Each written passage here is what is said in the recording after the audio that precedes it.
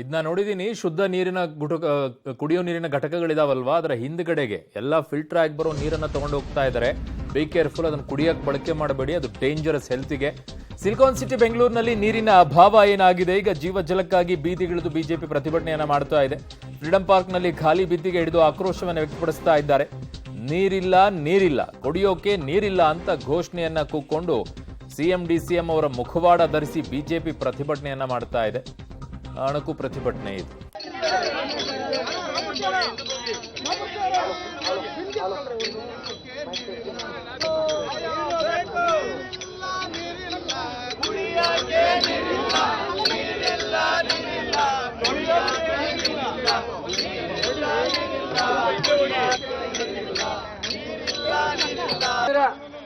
ದಯಮಾಡಿ ಎಲ್ಲ ಮಹಿಳಾ ಕಾರಿಗೆ ಬನ್ನಿ.